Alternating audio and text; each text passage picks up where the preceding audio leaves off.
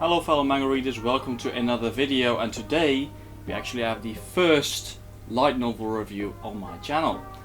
And it is also sent out by an author, which I think is very nice, so let's see what it is. It is none other than Lord of Goblins, and it is written by Michael Werbrook. He also contacted me by email. He sent it to me for free. In turn, I would give an honest review for the novel. I'm not paid to review this manga, and therefore all of my opinions are my own. I would never do a paid review which would tell me to say all these positive things or give me a script for it. I wrote my script myself. Now, I obviously read this volume, and I'm going to tell you what I like about it, what I dislike about it, and if you should buy it. And it is an isekai story. So, before you click away, I know I'm also not the biggest fan of the isekai genre because it's so overpopulated, but when they showed me the reviews and the synopsis, I was definitely intrigued. So let's start with reading the synopsis. Anger, pain, happiness and sorrow. Lev left them all behind as he faded into the void. What of his victory? Had all his hardships been for naught? His dreams and enemies slowly slipped from his grasp as he was transmigrated into another body. He wanted to see the world change, but that opportunity was stolen from him. Or was it? Shackled by slavery and cursed as a social outcast, Lev must claw his way up a new social ladder laden with abuse and destruction. Now, if that doesn't sound cool to you, I don't know what will. Because honestly, when I read this, I was like, well, hold on. This is not the usual isekai, and when I read it, I could confirm this, because, don't get me wrong, I haven't watched that many isekai, right? I've watched ReZero, Konosuba, a bit of Overlord. I haven't watched the Slime anime yet, but mostly the character is, sent to another world in the same body, same memories and things like that. But this one is different, and I'm going to tell you in a second. But first, I'm going to tell you a bit more about the volume itself. Most light novels are written from Japan, and this is actually not one of them. This is an OELN, which stands for Original English Light Novel, which means this is not written in Japan. It's instead written in the West, and judging from his name, it's probably from the Netherlands. So that's pretty cool. Now, I also want to say, I know it's only volume 1, and making a review of one volume is pretty hard because you don't know what happens in volume 2 or volume 3. So it's more kind of like a first impression review than a full review, and because that's pretty obvious. However, this volume has quite a lot of pages, so I managed to get quite a nice impression of what's going to happen and how it's going to continue from now on. So yeah, I hope I can give you a nice first impression in this review. I'm also going to make this review as spoiler free as I can, so I'm going to tell you a little bit about the start of the story, but not much more than that, because light novels, I believe you should actually go in quite blind. So other than the synopsis, I'll tell you a little bit more about the story, but that's pretty much it, because I believe if you like the sound of the synopsis, you should definitely read this. Let's get started with the review. If you don't know my reviewing system, I have a separate video on it. I'll put up a card right up there. It is called the Space System, and I tested this with a lot of manga, and it has turned out really well every single time. It has 5 categories. It's called Space because every letter, S, P, A, C, E, resembles a different category. So first we have story, then we have physical quality, then art, then characters, then enjoyability. And they are all weighed a bit differently because they are all, the physical quality is not as important as the enjoyability, for example. So yeah, let's get started with the story, which is the first letter of Space. Now, the first thing that differentiates this from your ordinary isekai, I would say, is that the main character is not transported with the same body and the same memories. Because he was actually a human before, and now he's transmigrated, as the synopsis said, into a goblin's body. Moreover, this is not like a newborn child or whatever.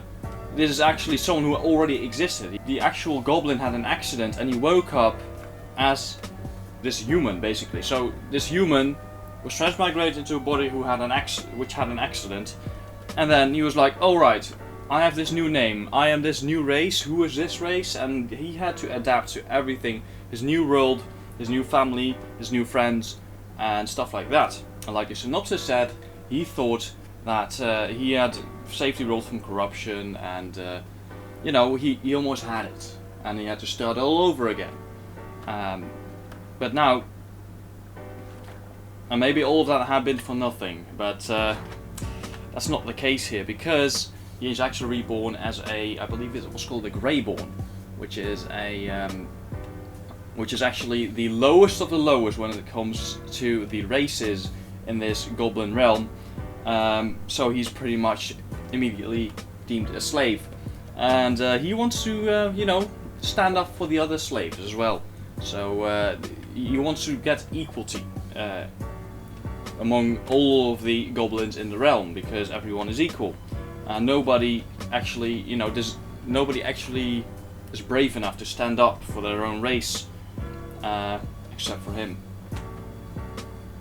But also he has to think, okay, I'm actually not, you know, the human anymore. I'm this goblin. I have his memories. I have this family. I can't just go on with my ordinary life as I would when I was a human, because then my own sister won't even recognize me anymore. So he has to think about that as well, because he is not a human anymore. So he also needs to adapt, you know, convince his sister that he's actually not, that he's actually Gurm. He's called Gurm in this goblin world. He has to convince everyone that he's still the goblin that he was before, which of course he wasn't. And he essentially has the same mission in this world as he did in the real world, which is, I really enjoyed that part of the story, because I haven't really seen anything like it before. So that's, I think that's really cool. Overall, I'll grade the story an 8 out of 10. I think it's very much deserved of that. I think it very much deserves an 8 out of 10. I can't really give it any higher than that, because I know, you know, this is only the first volume. I don't know what's going to happen next, but so far this is a very good first impression, and I really do enjoy the story. Next we get to the physical qualities. How does the volume read? How does it feel? How does it look? Stuff like that. So first I'll show you the cover itself. There it is. Oh, sorry, my camera tries to follow me at all times. So here's the cover, as you can see. It looks very nice with the, here is him as a human, here's him as a goblin, and that is his sister. And I really also like the gradient going on with the logo and the name from dark blue to light blue. I really like that. As well as the studio name, Darkness Studio, and the authors. Here we have the spine. This is the Moonquill logo. That's the publisher of the volume. Same gradient going on here, as well as the author's name again. And the back with the synopsis I just read, and most, I believe this is most of the, yeah, this is most, if not all, of the images that appear in the book, so I would just skip that, because, you know, in a light novel there's only that many images, and I don't want to, you know, spoil what's going on in there. So, but anyway, something different about this volume compared to any other volume in my collection is actually the way it looks, because this appears white on video, right? If I would grab a normal white volume here, no longer human for example, this is white, right? This appears white. This is as white can be, you thought. Look at this. It looks like really yellowed in comparison. And that's because this white is actually a really cool color when it comes to the you know, the tone. So if you have a lot of white light novels sitting next to this, I would think if you have this like 10 volumes next to each other, it's fine. But next to other white volumes, I wouldn't put it there, because your other volumes will look really yellowed in comparison, because this is such a cool white. It's almost like a bluish tone to it. Take it for what you want. I personally like it, but you know, if you put it next to white volumes, you don't know. Now, when it comes to the actual quality, this is a normal paperback cover. It is not hardcover or anything. Just your usual, you know, your usual front, back, and spine. I don't see any worse quality compared to any other light novel. When it comes to the text, it is nice and clear. It does have a lot of space left at the bottom and the top, as you can see. Also, one thing which I would have liked different, personally, alright, this is just me, Here you see Lord of Goblins, it's fine. But here you just see, on every page you see the author's name. And, you know, I don't mind having it there, but I think it would just be more helpful if the actual chapter name was there. Because you would know what chapter you were on. Instead of reading to, you know, going back to what chapter was I on, you know. You know, that's just something that I saw. The font is pretty normal, in my opinion. I really like the font when you have a new chapter. As you can see, it's like this kind of medieval old type font, which does really fit the goblin style, if you say so. When you look at the images, it always spans half of a page, as you can see. I do like the images. Art looks pretty cool, and they do add a bit to the story, so you have a little bit of a visual representation of who and what they look like. Because you know, with light novels you have your imagination going for it, but sometimes you just want to see how someone looks, because you know, sometimes you just don't know and you want to know how they look according to the author, so that's nice. One thing which I really didn't like is the misspelled words and grammatical errors, and worse, but above all that, the main character's name was misspelled once. Now that, you know, when names are misspelled or there's grammatical errors, it takes you out of the immersion, alright? Because me, myself, personally, when I read manga, I don't need that much concentration, you know? There's people around me talking, I don't care, I can just go into my own world and read it, because you know, you have the images and all that. But when you read a novel, I need full concentration, alright? And when I'm immersed like that, because it takes quite a bit for me to be immersed in a novel and just keep on reading like I did. But if you see then a grammatical error or a misspelled word, it just interrupts your immersion, if that makes any sense. That's it for me, at least. The novels I've read, I've never seen anything like that personally. I read World End, Snafu, and I'm reading Bakemonogatari right now. But when I saw that, I was like, really? Misspelled words? When I saw the main character's name misspelled once, I was like, alright, I need to point this out, absolutely. So, that's one thing which really did hurt the physical quality, in my opinion. However, I can't bash it too much, because these things are really easily fixable. And in the next volume, you just look over the words another time. As well as the name here being in the corner. That's just a pet peeve of mine, alright? I'm just nitpicking at this point because I want to be as honest as I can. Maybe they won't even change it. You know, that's their choice, of course. But yeah, overall, I think this is pretty good, because the paper quality is good. You know, you don't have any images, so they obviously also looked at the paper quality. How does it feel? And it does feel really nice. And the nice little cover, the gradient, I absolutely love this gradient. That's just how it is for me. The price as well, $14 US. The age is 13 and up, if anyone ever looks at that. It's printed in the USA, and I'll give it overall for physical quality a 7 out of 10. I would have given it an 8 if it weren't for the misspelled words, but my god, it's easily fixable, alright? Otherwise it would have been a 6, easily. But yeah, that was it for the physical quality. Let's get to the art. Now, normally I would review the art of a manga, and obviously that's every single page has art on it. But since there's a light novel, this is a light novel, there's not really much to review. There are 7 images in this light novel.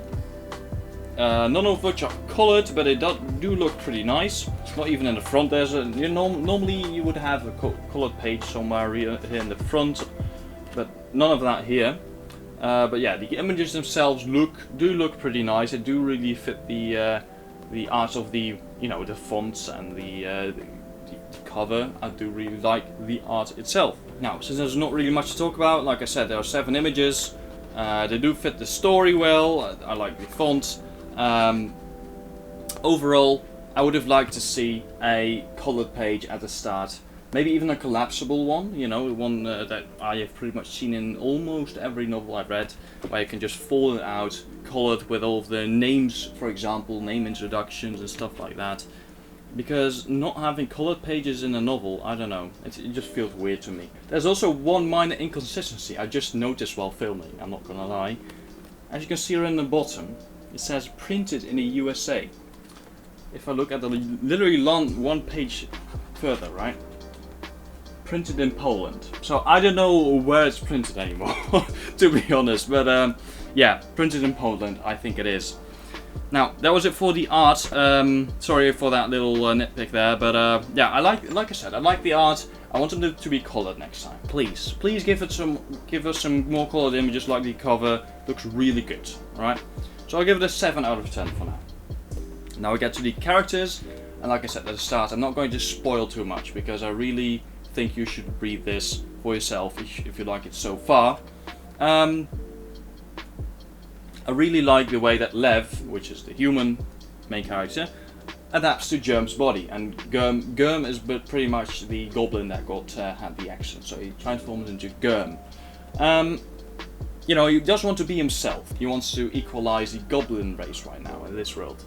And I love that he manages to, you know, retain his personality as a human, but also a bit of Germ's, so he does not freak out the others. I also like how the side characters are actually different from if they have a different race. So you have the green goblins, the purple, even purple I believe, you have the nobles, you know, different classes as well. You have the slaves, you have the noble people, you have, you know, and it gives you a small sense of immersion that you're really in a different world where there's different, you know, classes and races. I really do like the attention to detail in there, and then I didn't see any inconsistencies in there so far. Yeah, like I told you, I like the side characters, I like the main character. I'm not going to spoil any more than that because I just don't want to. Overall, I give the characters an 8 out of 10. Now the last category which I'm going to grade on is enjoyability, and it's actually way the heaviest because all of the other categories, if they are good, I really enjoyed reading this light novel. The large amount of chapters gave me a good idea of what I was going to read, because, for example, World End, there's only a few chapters every, like, I don't know how many pages, and this one has new chapters quite frequently. So you know, you remember when you open this book, oh, I was over there. Alright, that's, you know, I like the amount of chapters in here, which are above average in my experience. It also really switches a lot between the present and the past, and there's pros and cons to that, because on one hand, you get a lot of backstory, and the way, for example, Pandora Hearts did it, because it started and you don't even know what's going on, and then it gives you backstory.